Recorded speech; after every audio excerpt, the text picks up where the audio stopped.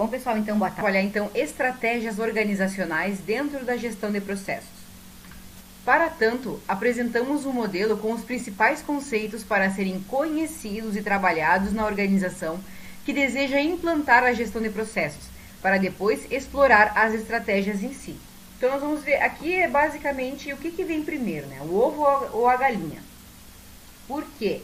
Porque nós temos muito a ideia, e vocês devem estar acompanhando na disciplina de estratégia empresarial, onde vocês veem a estratégia como missão, constituição da missão, visão e valores, e de como fazer essa matriz de amarração. Se não viram ainda, vão ver. Como fazer a matriz de amarração da análise SWOT, da matriz FOFA, forças, oportunidades, fraquezas e ameaças. Então, o planejamento estratégico ele tem um papel fundamental dentro da organização, porque é ele que começa a organização. É por ela que vocês, por exemplo, começam um plano de negócios, é pela estratégia que vocês começam a ideia do negócio, de quem é que vocês vão atender, qual é o principal produto de vocês, se vai ter ponto fixo ou não, quantos funcionários vocês vão precisar, a capacidade de mão de obra, enfim. É no planejamento estratégico que vocês traçam todo o alicerce da empresa. O planejamento estratégico é o alicerce, é a base da empresa, como uma casa. Vou construir uma casa, eu vou fazer a fundação da casa. A fundação dentro da terra, para que a casa, depois de construída, não desmorone. A mesma coisa, a mesma lógica se aplica ao planejamento estratégico. A estratégia da empresa. Que estratégia a empresa vai utilizar para que daqui a 5 ou 6 anos ela ainda esteja no mercado e seja competitiva. Então, por isso que muitas vezes quando nós pensamos em processos, que é algo que é quando a empresa já está constituída e quando ela já está acontecendo e ela está gerando valor, muitas vezes não se tem essa ideia de que lá quando a empresa ela foi planejada, deveriam ter sido pensados, traçados esses processos. Certo? Então, justamente o autor, o Araújo 2011, ele nos traz essa reflexão de que, aí nós temos aqui nessa figura, vejam, a estratégia então aqui no topo, guiando todas as ações da empresa, né? Ela é o céu, ela está acima de tudo, essa é a ideia da figura, está acima de tudo dentro da organização. Então, nós temos aqui projetos, né, que vocês devem estar trabalhando isso na disciplina de gestão de projetos. Cada etapa dessas se constitui de projetos. Ela foi criada através de um projeto específico dentro da empresa e, ao mesmo tempo, ela constitui um agrupamento de projetos dentro dela para que os processos possam se constituir a partir desses projetos. Então, nós temos aqui, então, a estratégia, e da estratégia nós temos o escritório de processos. A partir desse escritório de processos, o que é esse escritório de processos, pessoal? É onde eu penso o processo, onde eu estruturo como deve ser esse processo. Ele deve ser um processo otimizado, deve acontecer um melhoramento contínuo desse processo. Para que ele haja um melhoramento contínuo, eu preciso ter alguém que pense esse processo, que pense toda a cadeia de processos dentro da organização. Então, por isso que a gente chama de escritório de processo, porque é onde são criados os processos e onde são analisados, avaliados, monitorados, para que possa haver sempre um melhoramento contínuo. Dentro desse contexto, nós temos aqui a governança, que é o tema da nossa próxima aula, a governança dentro da gestão de processos, tá? Então, a gente não vai entrar muito nesse item, porque vai ser contemplado na próxima aula. E aí, dentro da governança, eu tenho a arquitetura do processo, que é o cerne do processo em si, ou seja, o processo acontecendo. Então vejam que a estrutura do processo dentro da organização, ele não está só na ação. Não está só na ação de produzir um produto ou de prestar um serviço, mas ele está engajado nas ideias propostas pelo planejamento estratégico, certo?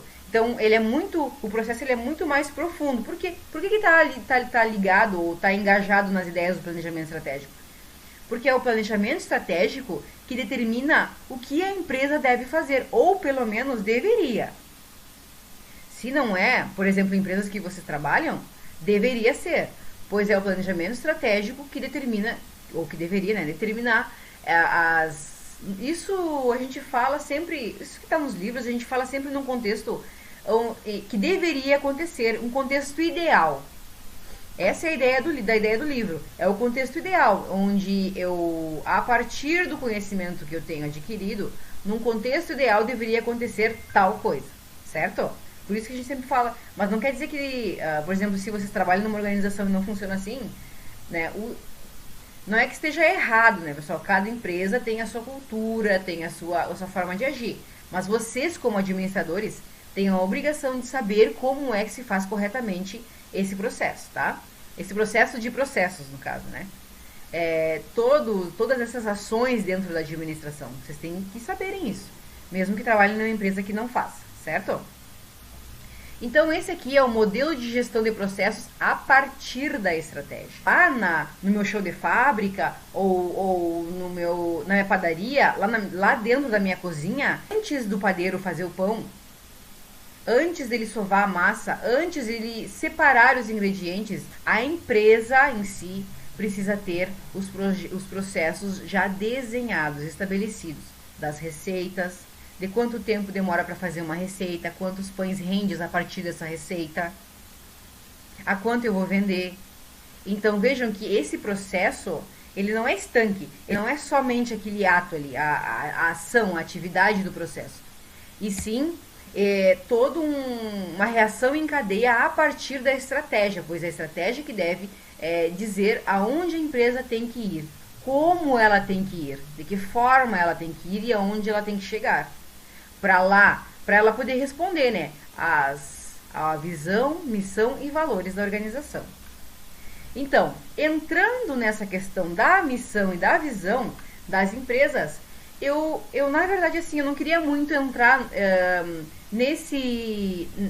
na questão da visão e da missão em si, tá? Porque isso é conteúdo de outra matéria, que é gestão empresarial ou estratégia empresarial, uma coisa assim, que também é do 7º semestre.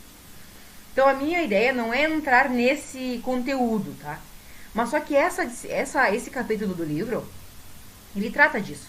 Porque a estratégia, ela trata da missão, da visão e dos valores da organização. Porque isso é o cerne, isso é o coração da empresa. É o coração, é a alma da empresa, é a missão, a visão e os valores. E aí eu trouxe agora umas figuras para vocês, para a gente ver se de fato nas organizações isso acontece. Se a missão, a visão e valores estão interiorizadas no grupo de colaboradores. Então, por isso eu trouxe para reflexão, tá, pessoal? Eu trouxe ali, então, a missão, a visão e os valores da Vale do Rio Doce. Missão: transformar recursos naturais em prosperidade e desenvolvimento sustentável. Visão: ser a empresa de recursos naturais global, número 1 em criação de valor de longo prazo, com excelência, paixão pelas pessoas e pelo planeta. Valores: a vida em primeiro lugar. Cuidar do nosso planeta, crescer e evoluir juntos, valorizar quem faz a nossa empresa, agir de forma correta e fazer acontecer. Então, até pra gente refletir um pouco, né? Eu trouxe aqui a missão, a visão e os valores, que falam sobre vida, que falam sobre meio ambiente, da importância da vida das pessoas em primeiro lugar, que fala sobre planeta, enfim. E aí eu coloquei do lado uma foto do vazamento da barragem em Brumadinho, que é da empresa Vale. Então, pessoal, nós vemos assim, ó, até que ponto a missão, a visão e os valores, elas estão integradas, elas estão concernindo com a cultura organizacional das empresas. Até que ponto elas precisam, a missão, a visão e os valores, elas precisam estar afinadas com a mente dos funcionários, com a cabeça. Quando eu digo a mente, é com o pensamento, com a cultura organizacional enraizada na organização. Porque senão eu não consigo nem desenvolver um processo corretamente, porque o funcionário não está comprometido com aquela causa. E não é vestir a camiseta, quando eu falo em causa, não é vestir a camiseta da empresa, não. É simplesmente fazer o seu trabalho de maneira profissional, é ter resultados. E isso vale para pequena empresa, vale para média e para grande empresa, até multinacional, enfim, para qualquer empresa. Porque o funcionário ele precisa estar comprometido com a missão e com a visão dessa empresa. E ele precisa saber que aquilo ali é real. Então, se eles sabem que é real, por que isso aconteceu? Por que tinha problemas na documentação da barragem? Por que foram fiscalizar, que depois descobriram, né? Foram fiscalizar e aí a fiscalização estava em dia, a documentação estava em dia, mas a barragem apresentava rachaduras depois que foram dizer que apresentava rachaduras, que apresentava risco, isso e aquilo, estava com um problema na drenagem da barragem e por isso ela rompeu. Mas a papelada estava em dia, então quem é o responsável por isso? Sabe? E não é no sentido criminoso que eu tô querendo falar. Eu tô falando no sentido de responsabilidade a partir do momento em que eu tenho uma missão, uma visão e valores que priorizam a vida, que priorizam o meio ambiente. Então fica uma reflexão para vocês. O quanto que as missões, as visões e os valores das empresas, elas estão sendo compreendidas pela cultura organizacional, porque isso deve prevalecer, já que a missão, a visão e valores servem para nortear todas as ações da empresa, inclusive os processos. Depois aqui eu trouxe o exemplo também da Coca-Cola, do rato da Coca-Cola. Mas se é verdade, se não é, isso aí não cabe a nós fazer um juízo de valor, mas houve o episódio do rato na Coca-Cola e eu trouxe aqui pra gente ver. A missão da Coca-Cola é refrescar o mundo em corpo, mente e espírito, e inspirar momentos de otimismo por meio de nossas marcas e ações. Criar valor e fazer a diferença, onde estivermos e em tudo que fizermos. Então a visão é uma visão para pessoas, uma visão para portfólio, uma visão para os parceiros, os stakeholders, uma visão para o planeta, uma visão de lucro e uma visão de produtividade. Eu achei bem interessante, até porque a Coca-Cola tem uma marca muito forte, isso é indiscutível, construída ao longo de muitos anos. Mas, bom, ali para pessoas ele diz, a empresa diz, né? Ser um ótimo local para trabalhar, onde as pessoas se inspirem para ser o melhor que puderem. Portfólio. Oferecer ao mundo um portfólio de marcas de bebida com qualidade que antecipe e atenda às necessidades e aos desejos das pessoas. Produtividade. Ser uma organização altamente eficiente, enxuta e ativa. E realmente eles são uma fábrica muito fábricas, né? Muito enxutas. Quando eu fui, tinha 2 pessoas trabalhando. Tinha mais pessoas no fundo, assim, onde era a parte de distribuição mesmo dos produtos. Que aí tinha gente carregando os containers com as bebidas e tudo mais. Mas na fábrica mesmo, era somente 2 mulheres e elas estavam revisando as garrafas, assim, visualmente. Aí fica passando as garrafas de vidro e elas ficam olhando e fazendo a inspeção das garrafas. Aí as garrafas entram na linha de produção e aí elas vão lá dentro da máquina para encher, tudo automatizado. Então, dentro desse episódio que tem um rato na Coca-Cola, em que o senhor diz que tem esse problema de saúde devido a ter dela tá contaminada, né? Nós temos essa responsabilidade social, né? Que a empresa tem de pelo menos prestar contas à sociedade se aconteceu ou não. Não é só isso. Também tem aquelas questões da Coca-Cola derreter plástico, de fazer bomba com Coca-Cola. Tem uma série de questões assim que são episódios que devem ser, pelo menos, prestado contas para a sociedade. Porque, afinal, a marca, ela não está acima disso. A marca não está acima das pessoas. Então, o ideal seria que a empresa tivesse por mais que eles queiram refrescar o mundo, inspirar momentos de otimismo, toda a ideia de esperança que tem na propaganda, aquela do urso, do Natal, ela cai por terra quando a gente vê situações como essa. Isso enfraquece, tá? Então, fica também a reflexão da Coca-Cola para as suas atitudes. Pessoal, depois eu trago aqui também, como exemplo, a missão e a visão da Petrobras, tá? E não é uma questão de fazer discussão política, nem de nada disso, tá? A ideia é somente da gente apresentar para vocês uma das maiores empresas do país, se não a maior, né? Empresa do país, e ver aqui onde a missão e a visão delas também não fizeram parte da cultura organizacional no momento em que houve a corrupção, tá? Porque ali, na missão diz assim, atuar na indústria de petróleo e gás de forma ética, pessoal, segura e rentável, com responsabilidade social e ambiental, fornecendo produtos adequados às necessidades dos clientes e contribuindo para o desenvolvimento do Brasil e dos países onde atua. Visão, aí a visão já está para 2030, né? Ou seja, ela está atualizada. ser uma das 5 maiores empresas integradas de energia do mundo e a preferida dos seus públicos de interesse. Então, assim, a gente acaba vendo onde que estava essa missão quando houve os processos os momentos de corrupção da Petrobras.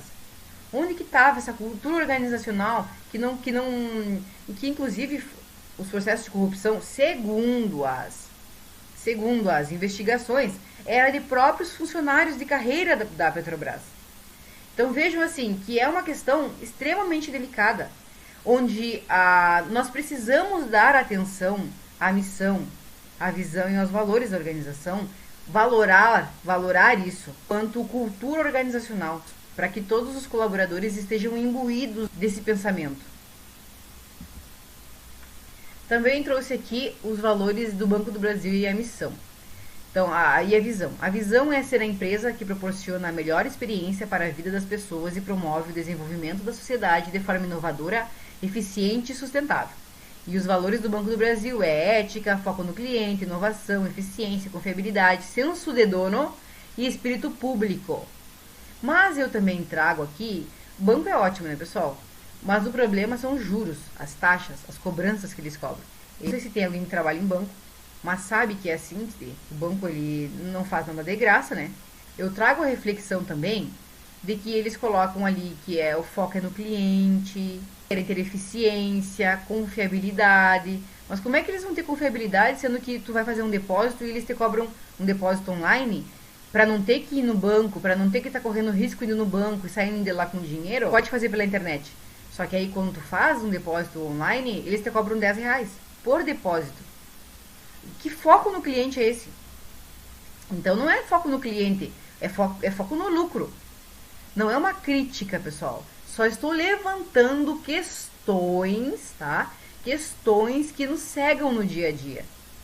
Poxa, será que a empresa tem uma missão que é o foco no cliente? A Vale quer valorizar as pessoas, a vida em primeiro lugar, mas permite que aconteça aquele vazamento da barragem e as pessoas morram soterradas no barro, sem oportunidade nenhuma de se defender. Então, dá uma sensação um pouco de impotência nesse sentido, né? Será que a missão e a visão e valores estão sendo observadas pelas organizações como elas deveriam? Estão tendo seu espaço e sendo valorizadas como elas deveriam, de fato? Está sendo dada a devida importância para esse item essencial no planejamento estratégico das organizações? Como nós, como futuros administradores, temos que perceber isso. Temos que ter esse entendimento de por que existe uma missão, uma visão e um valor. Porque ele tem que nortear a organização. Mas se eu tenho um valor ali de foco no cliente e cobro taxas, aí coloquei aqui embaixo para vocês verem. Taxa do rotativo do cartão de crédito. É uma das mais altas do mundo, né? Mas eu me apavorei que é muito alta mesmo. Aqui é de 2017, tá, pessoal? Esses dados aqui, onde o Brasil tem, em outubro de 2017, 352,76% a média de juros anuais do cartão de crédito. Enquanto que outros países da América, né, que tem o México aqui, outros países da América é 47, Peru 44, Colômbia 29, Venezuela 29, Chile 21, México 25% de juros ao ano. Juros ao ano. Realmente sim, o Brasil é uma exorbitância. Então são coisas que nos levam a pensar onde nós vamos consumir, onde nós vamos acabar investindo nosso dinheiro também, ou pelo menos depositando o nosso dinheiro, que é o caso do banco, né? Não é uma questão para fim do mundo, não é isso. Só que é importante a reflexão, porque muitas vezes a gente vê ali que aprende que a empresa tem que ter missão, tem que ter visão, tem que ter... Por que tem que ter se ninguém segue? Tem que seguir. Então, essa cultura que eu quero passar para vocês no sentido de que as empresas elas precisam convergir. Convergir é o quê? Quando as coisas se encontram. A missão, a visão e os valores e a cultura organizacional. Elas precisam convergir, se encontrar, se entrelaçar para poder dar frutos para a organização. Ser a melhor do mundo. Não é isso que toda empresa deseja? Muitas vezes, quando visitamos uma empresa, entramos em algum banco ou conhecemos alguma área de alguma instituição, nós nos deparamos lá com aquele papel na parede, né? onde estão escritas a visão, a missão e os valores. Num primeiro momento, aquela descrição pode até nos dar a sensação de que aquelas frases são apenas várias palavras bem combinadas, mas sem serventia alguma para o corpo de funcionários. Afinal, quem quer saber que a missão é, por exemplo, se tornar uma marca de expressão mundial? Mas afinal, o que é a visão e a missão? Então a gente tem a descrição ali de visão, que é a idealização de um futuro desejado para a empresa, ou seja, como a empresa quer ser vista num futuro próximo, num futuro promissor. Estabelecer a visão da organização é extremamente importante para o alinhamento entre todos os seus colaboradores, pois todos devem ter a mesma visão esperada de futuro. Todo mundo tem que ter a mesma visão. Todo mundo tem que olhar para o mesmo lado, para o mesmo horizonte de onde quer chegar com a empresa. E talvez, nesses casos que nós vimos ali, da Vale, da Coca-Cola, da Petrobras, talvez nem todos estivessem, talvez não, com certeza não eram todos os funcionários que estavam imbuídos dessa mesma visão, olhando para o mesmo horizonte. Por isso de acontecer todas essas tragédias, esses acidentes que aconteceram ali, que a gente exemplificou, ou por exemplo, a taxa de juros ser tão alta no Brasil. Depois nós temos ali a questão da missão.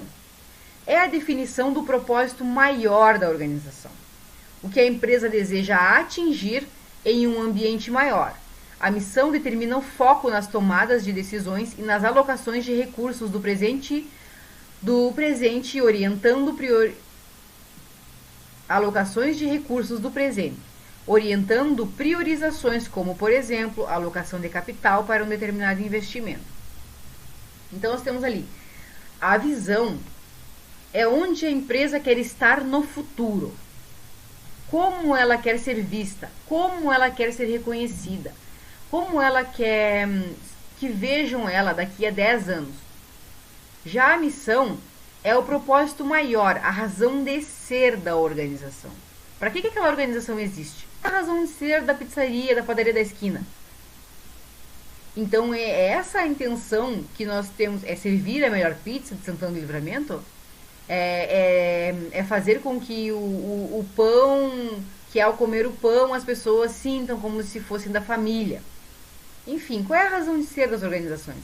Isso é a missão, é para o que ela serve, para o que ela existe. E a visão é como ela quer ser vista daqui a um futuro, daqui a 10 anos, 20 anos, certo?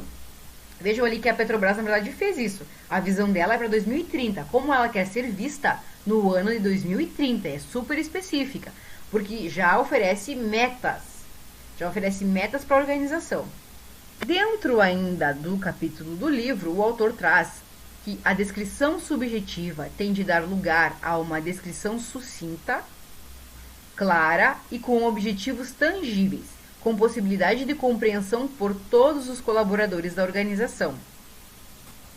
Mas como saber se a visão e seus parâmetros estão caminhando de acordo com o planejado? E aí entra a questão do monitoramento, né, pessoal? Bem como a gente viu ali naquele slide da estratégia e dos processos logo abaixo. Ou seja, eu preciso saber se meus processos estão correndo certinho. Preciso fazer o monitoramento desses processos e averiguar se isso está desencadeando de fato a otimização do meu processo de produção, seja ele de produtos ou serviços. E a mesma coisa eu preciso fazer com a missão e os valores. Eu preciso fazer um monitoramento dessa missão para ver se ela está concernindo, se ela está convergindo com a minha cultura organizacional. Se os meus colaboradores, eles entendem a missão, a visão e os valores, eles fazem ela acontecer no dia a dia para que de fato a empresa chegue lá daqui a 10 anos e seja reconhecida como a melhor pizza de Santana do Livramento, ou o melhor pão de Santana do Livramento, ou do mundo, ou do Brasil, enfim, aí vai depender da missão da empresa, da razão de ser da empresa, e de como ela quer ser vista a partir disso, certo? Então ele traz essa figura eu achei bem interessante, por isso eu já trouxe para cá, tá no capítulo do livro, onde eu tenho uma descrição subjetiva, que é aquelas descrições genéricas.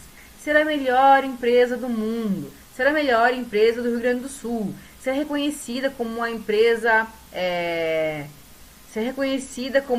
referência no ramo de flores, ser conhecida como, entendem? Vocês conseguem entender? Isso é muito genérico. É extremamente subjetivo. Porque não fala do que a empresa de fato quer, onde ela quer chegar, como ela quer ser vista.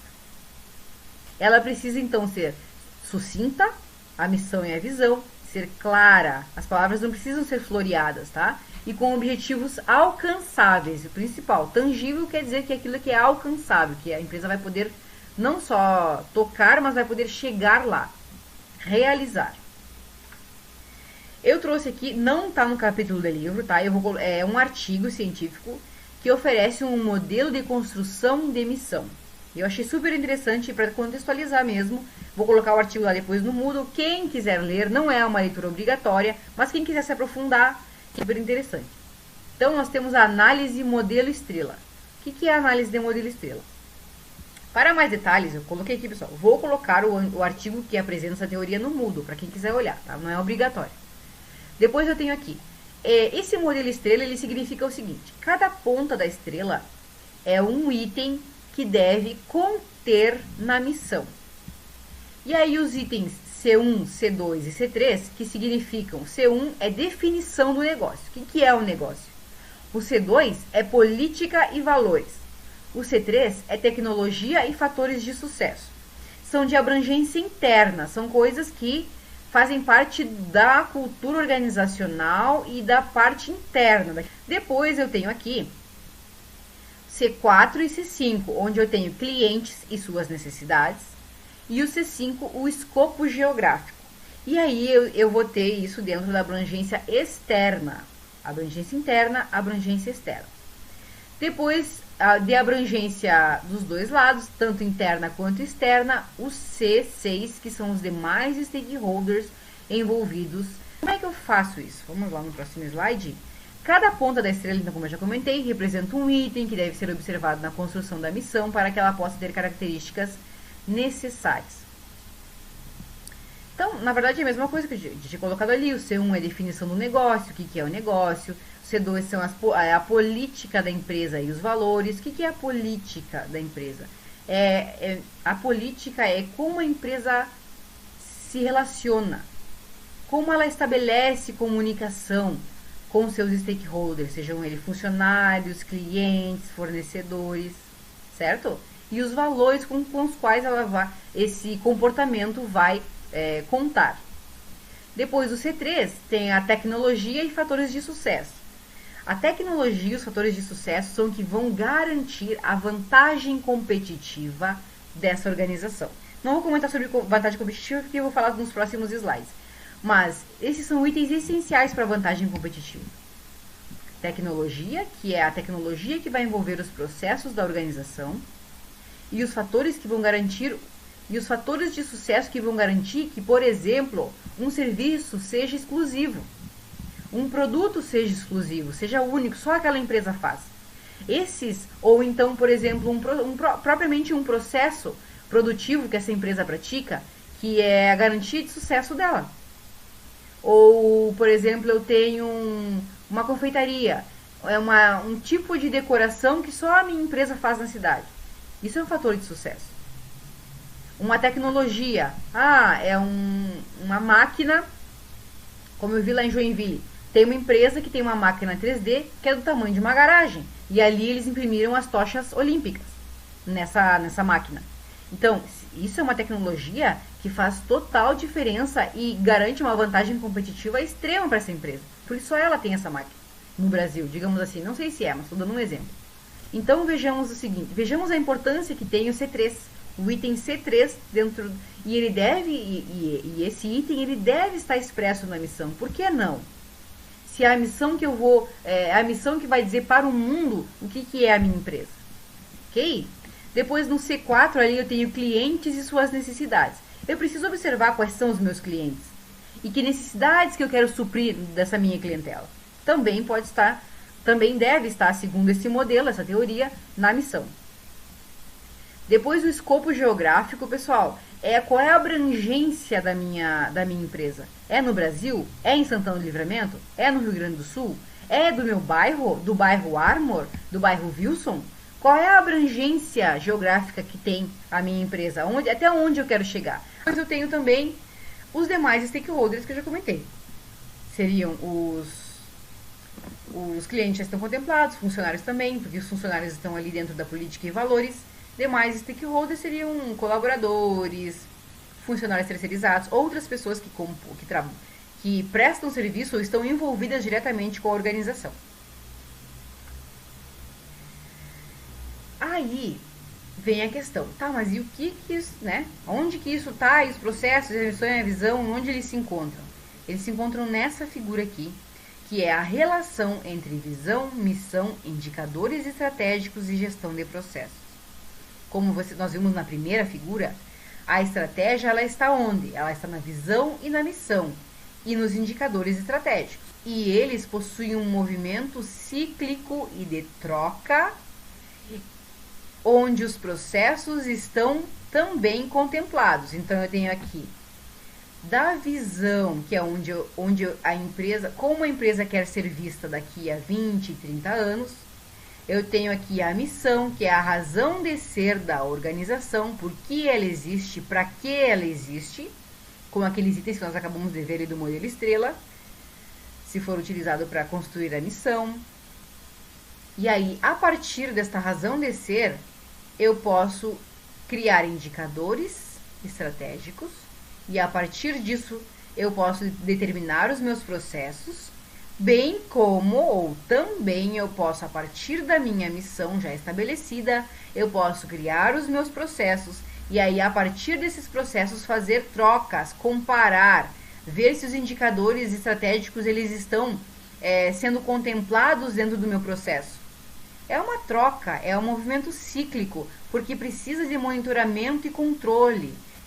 Essa figura aqui, ela exemplifica muito fortemente a importância da estratégia dentro da gestão de processos, certo? Eu não posso ter um processo só porque sim.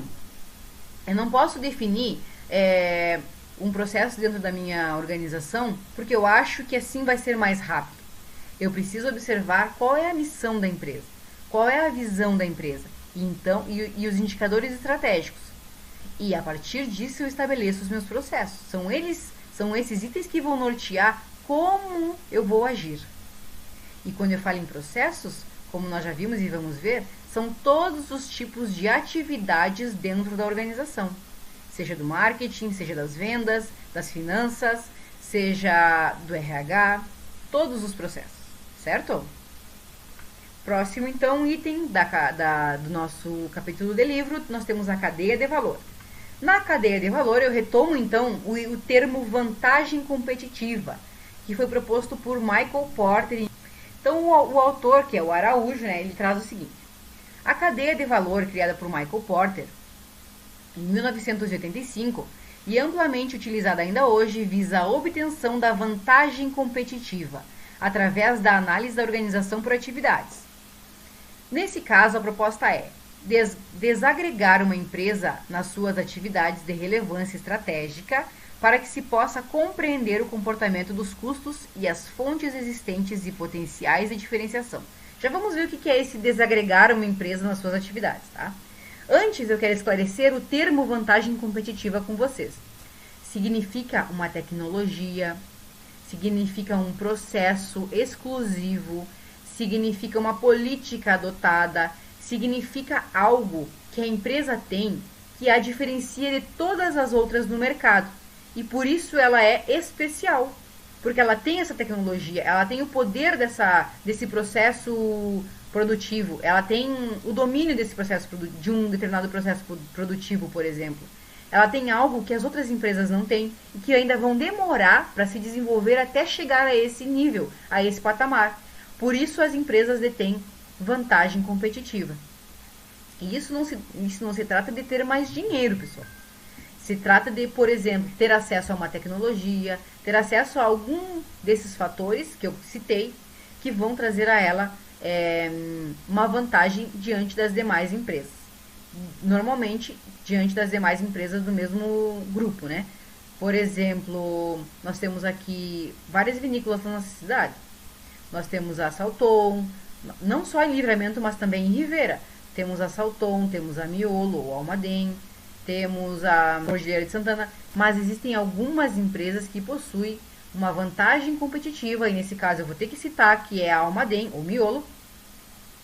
Por quê? Porque ela é uma empresa maior e porque ela tem diversas filiais em diversas cidades, principalmente na Serra Gaúcha, onde tem até a melhor terra para se plantar uva e de uvas de melhor qualidade. Então ela tem uma vantagem competitiva, embora nós tenhamos também uma terra muito boa, ela tem uma vantagem competitiva sobre as outras empresas, certo? Então isso é uma vantagem competitiva. Fora a questão de maquinários, de processo produtivo que eles implantam para fazer o beneficiamento, o engarrafamento, o próprio armazenamento das bebidas.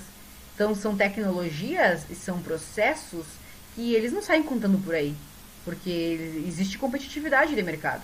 Embora tenha um termo que se chama benchmark, que é quando as empresas elas fazem trocas de conhecimento entre si. Aí, alguns funcionários vão de uma determinada organização em outra e eles fazem como um intercâmbio de ideias, de informações, de tecnologias.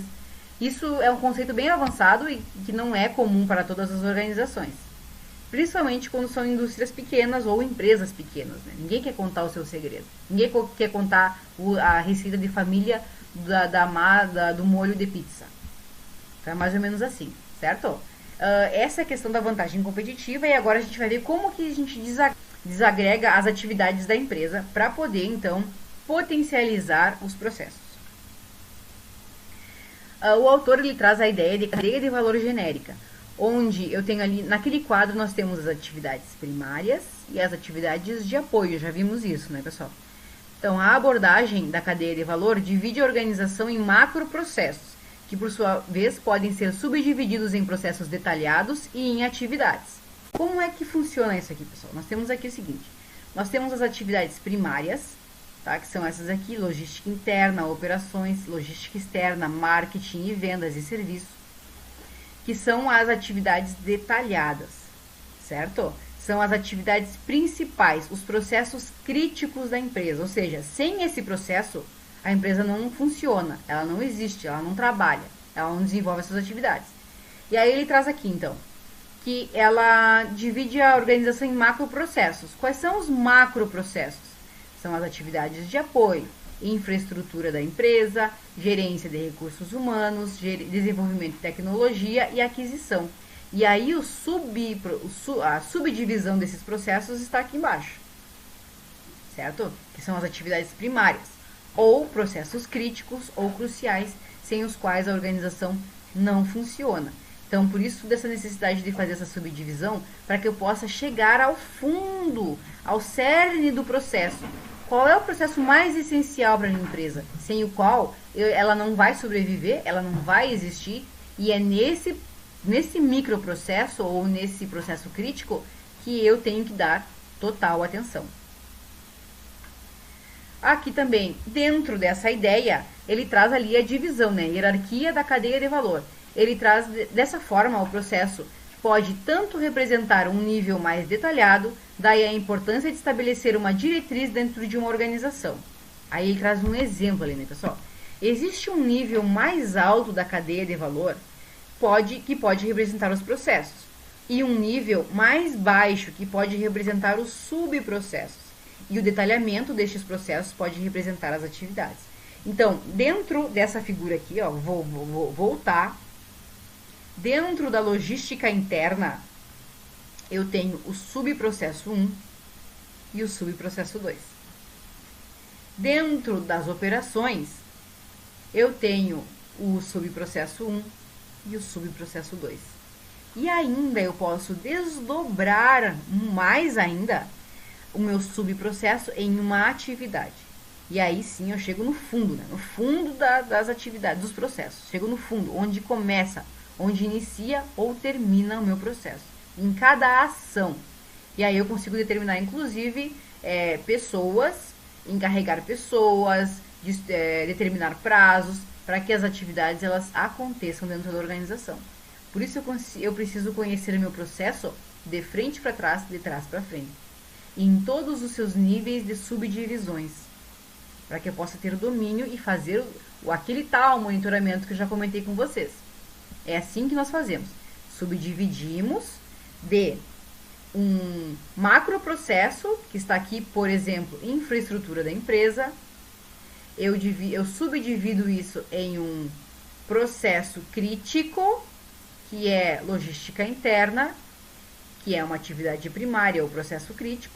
E aí dentro desse processo determinado de logística interna, eu ainda subdivido ele em subprocessos. E aí, se eu quero ir mais a fundo ainda no meu processo, eu abro uma outra aba aqui, determinando a atividade a qual corresponde esse subprocesso. Tá entendido, pessoal? Consegui me fazer entender no sentido de que o nível do desdobramento dos processos, a que nível ele pode chegar, para que eu possa compreender o meu processo, entender o meu processo, e que esse processo precise estar elencado, precisa estar ligado com as ideias estratégicas da minha organização, lá da missão, visão e valores, para que eu possa ter efetividade, eficiência, para que eu possa otimizar o máximo possível os meus processos e com isso obter vantagem competitiva. Está tudo interligado. Concluindo então, pessoal, a razão de vida de uma organização está ligada intrinsecamente às suas estratégias. Daí a afirmação de que os processos têm vida e estão constantemente em transformação. Se não estão, pessoal, precisam estar. Como eu já comentei, como administradores, por mais que não façam isso na empresa onde vocês trabalham, vocês têm que começar a perceber isso, que não fazem. Muitas vezes as pessoas não têm nem oportunidade de falar, né? A empresa é muito fechada, muito conservadora, não aceita novas ideias. Não estou dizendo para vocês irem lá e darem ideias, não. Mas como administradores e futuros profissionais que vão estar entrando no mercado de trabalho, precisam saber que os processos precisam estar em constante revisão e manter com uma grande vantagem competitiva sobre as outras. Foi visto que um dos grandes erros das organizações na implantação da gestão de processos é a não consideração das estratégias. O fato é que, sem a definição do conhecimento, sem a definição e o conhecimento dos objetivos e das definições estratégicas, é impossível que um projeto de gestão de processos consiga melhorar o desempenho dos processos e agregar algum tipo de valor à organização. É fato, pessoal, os processos eles precisam agregar valor, precisam ter melhoria contínua e gerar vantagem competitiva para as organizações. Senão não tem sentido. Eu vou produzir por produzir? Vou prestar serviços por prestar serviços? Não é esse o objetivo. O objetivo das empresas é de se manter no mercado, é de prosperar. Então, se eu quero prosperar, eu preciso estar à frente, sempre no meu negócio. Ou na empresa onde eu trabalho, colocar a minha empresa sempre em primeiro lugar. E para fazer isso, preciso olhar para os processos internos da organização. Certo? A aula de hoje é essa. Até a próxima aula, então, pessoal.